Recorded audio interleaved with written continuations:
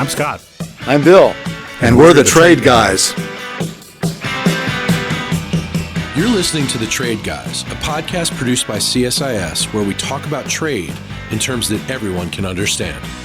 I'm H. Andrew Schwartz, and I'm here with Scott Miller and Bill Reinsch, the CSIS Trade Guys. Coming up next on The Trade Guys, we'll talk about Chinese shipbuilding, and we'll talk about the slew of tariffs that Tariff Man is imposing. All on the next episode of Trade Guys.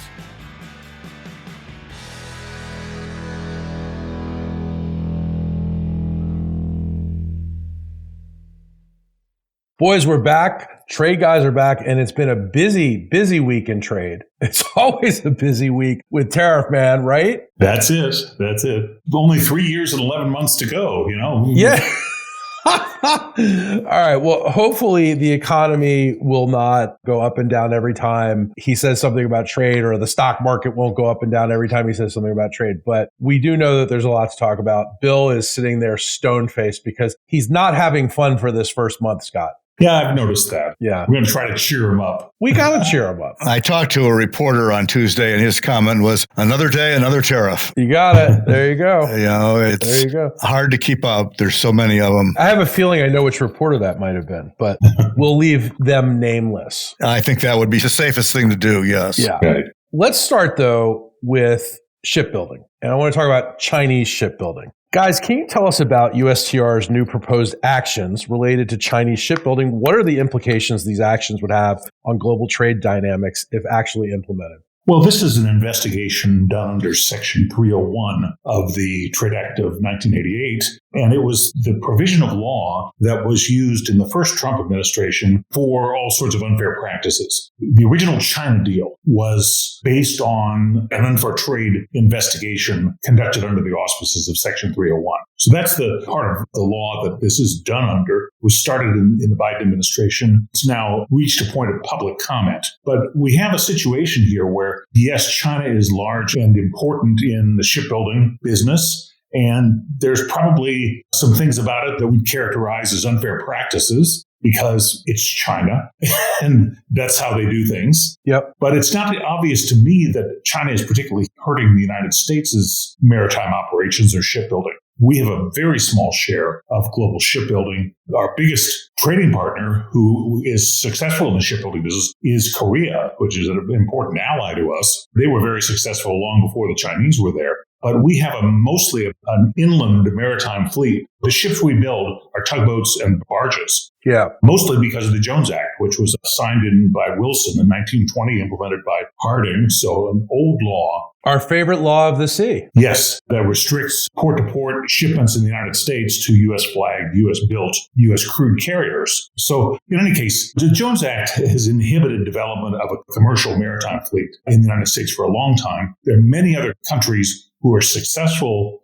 maritime construction companies and maritime services companies. So why we're picking on China, I don't know, but we'll get some comments. Like I said, they're probably doing things that appear unfair, probably are unfair, but I don't know how they're hurting us. Bill, you may have a better insight. You know, it's the same argument that gets made all the time about China. It's sort of an overcapacity argument. They're, quote, a current term in the United States, they're flooding the zone, literally with ships and a variety of unfair trade practices and directives to their industry to build more, and basically in its attempt to dominate the global shipping sector. And, it's sort of succeeding. I mean, Scott said the biggest competitor really, I think, is the Koreans. The thing that to me is interesting is that, because it's not an import in the sense that it's not like steel coming in. It's a ship that carries stuff. That raises the complicated question of, so what do you do about it?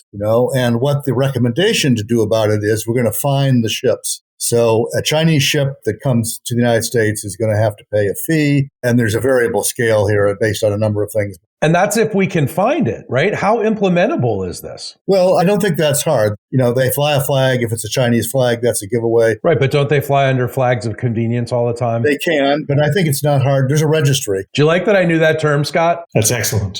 You're with it, Andrew. I appreciate that. Totally with it. What, registry? Flags of convenience. Flags of convenience. Yeah. Well said. They have flags of convenience, but there are registries. People know where these things are made, and they're going to pay $1 million or $1.5 million, depending on some details when they land. I think the interesting thing about that is, that'll probably be passed on to the goods that are in the containers and the companies who are doing the shipping, because the fee is to the company that owns the vessel. I kind of hate to say this, but this strikes me as one of these issues where, the train may have left the station. Restarting an American shipbuilding industry is going to be a really complicated enterprise, made more complicated, ironically, by steel tariffs that will make the basic material more expensive. It's going to take years to stand this up, and it's going to take billions of dollars to stand it up. We complain about Chinese subsidies. I think the only way to restart the U.S. industry is with U.S. subsidies. And I don't know who would want to go into that business right now, given the state of the global marketplace. So, yeah, we're going to find them, and that means more consumer prices are going to go up here. If the objective is to restart a domestic ocean freight shipping industry, I just don't see it happening. Scott?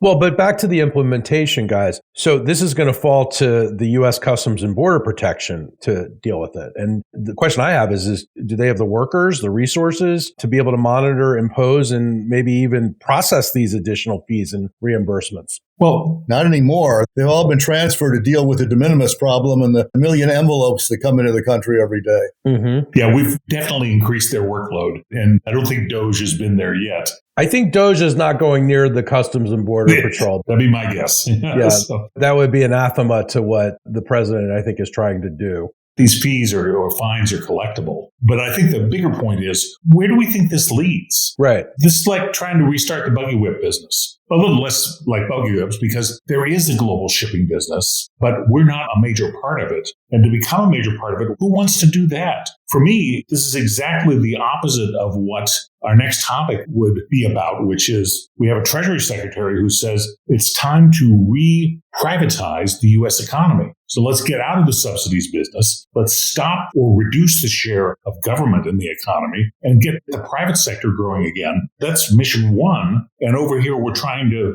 I guess, get back in the shipbuilding business. It doesn't square with the overall objective, which I think is something that is the right thing to do. So, well, okay.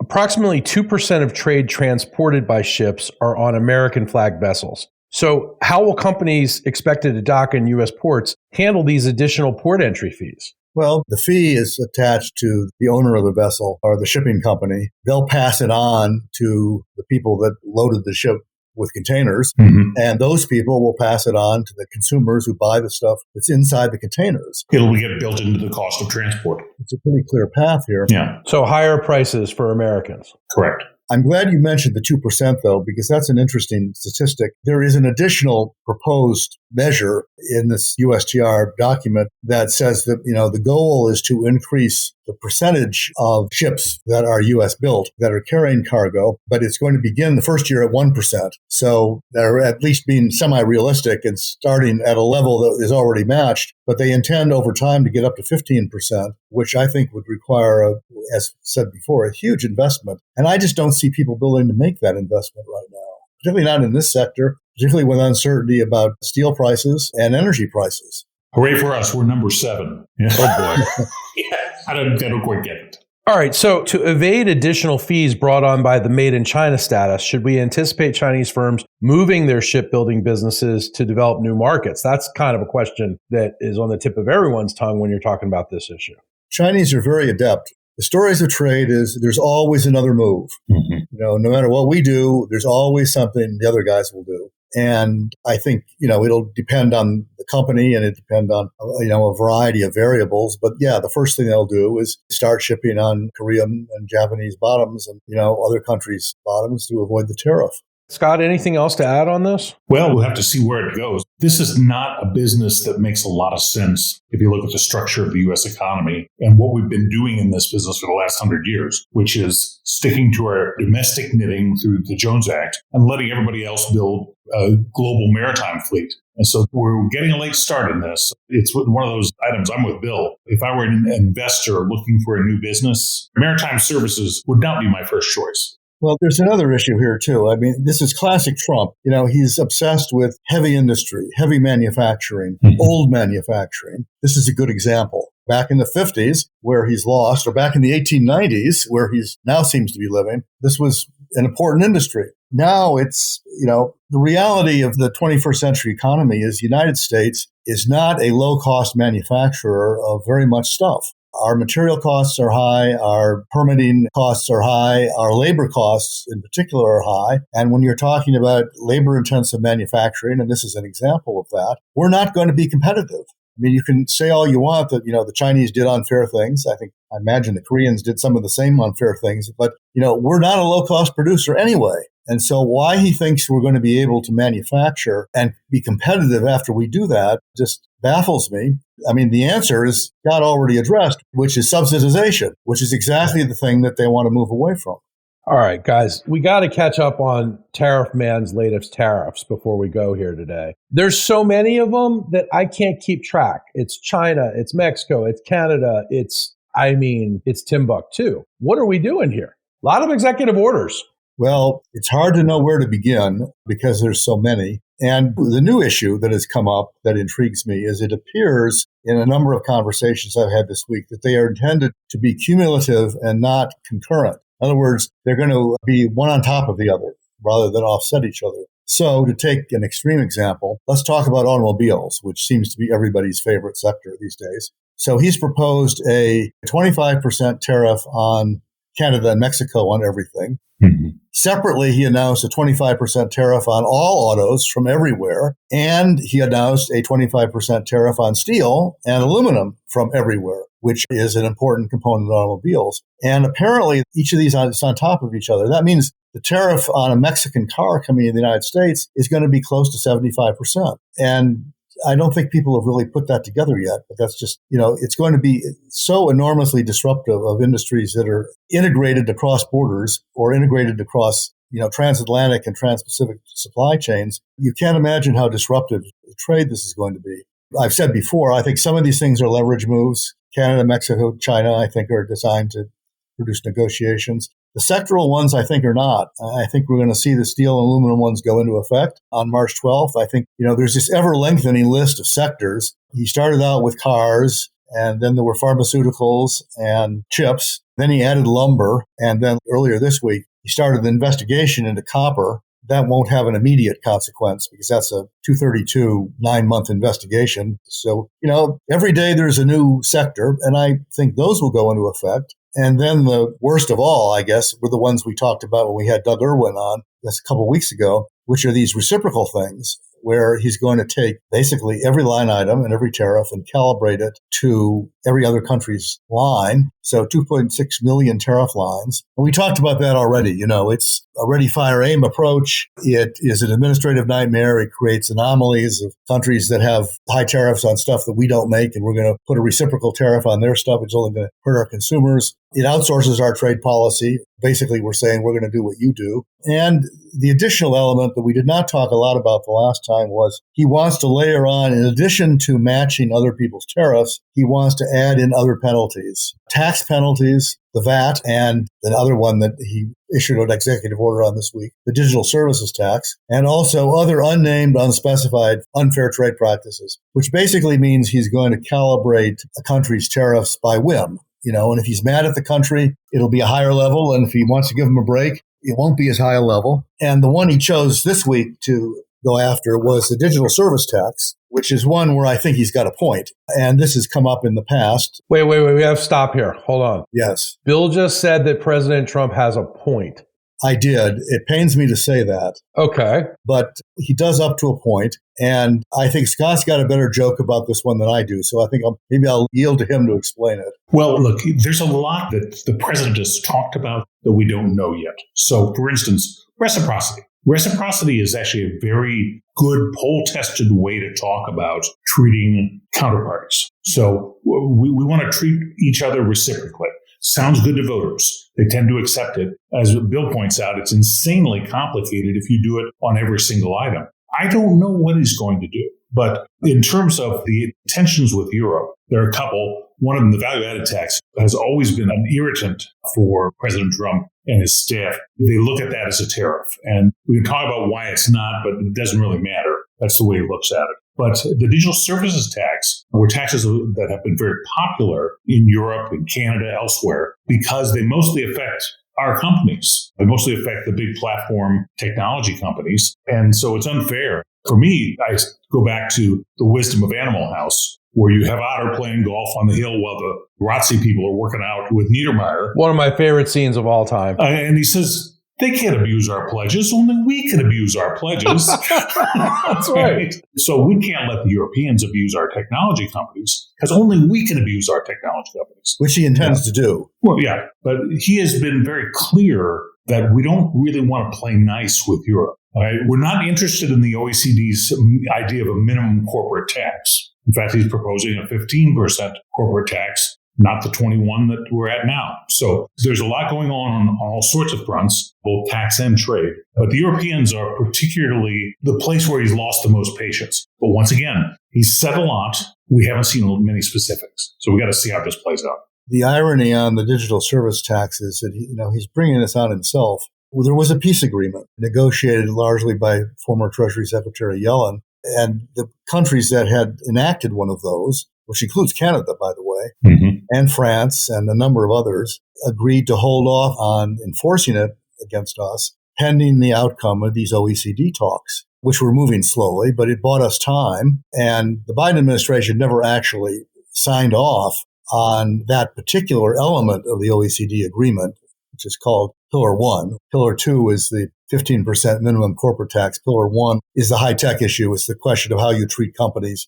that do a lot of business in your country but may not have much of a physical presence there, which really means the digital platforms. And, that agreement was moving slowly. But what Trump has done by pulling out of that, which is what he did early in the administration, basically he's given these other countries a green light to go ahead and start assessing the tax. And so, the tech companies are going to have to start paying it to these countries. And, Trump can go ahead and threaten tariffs all he wants. Maybe that'll have an effect. But in a sense, he's brought the problem on himself. If he'd been willing to continue to participate in the negotiations and try to bring them to an agreed upon conclusion, he would have bought more time, number one, for our companies. And number two, might have been able to get an outcome that was fair and equitable. Instead, we're going to end up with an outcome that's not fair and equitable because it's going to be mostly the American companies that gets taxed. He's right about that. But it's classic Trump. Instead of working with other countries to try to find a joint resolution, which they indicated some interest in doing, his thing is, well, let's beat them over the head until they fold. And in this particular case, I don't think that's going to happen.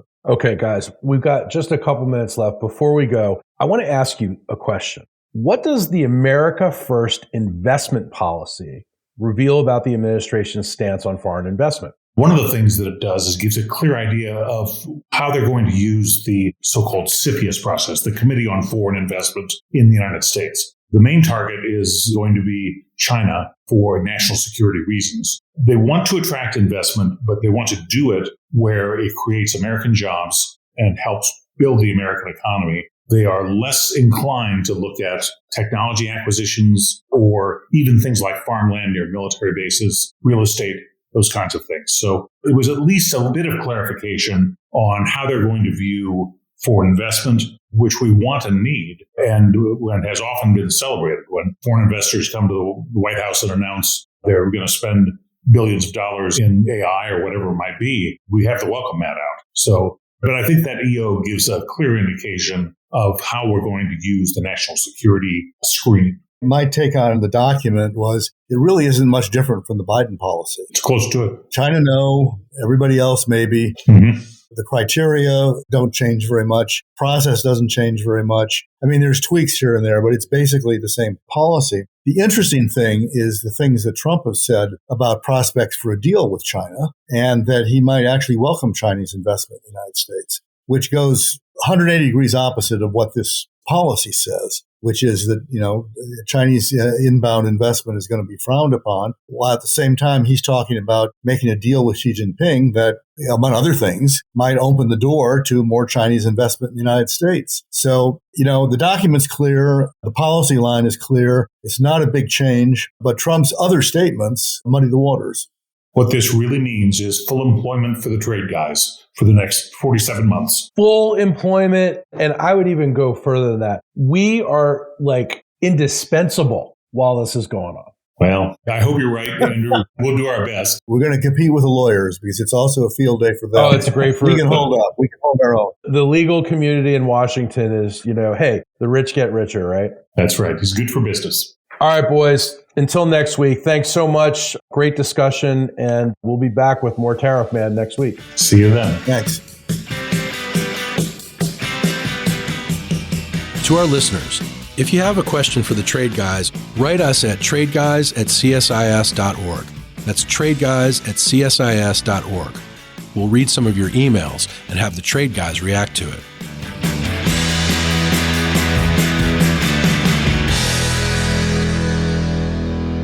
You've been listening to The Trade Guys, a CSIS podcast.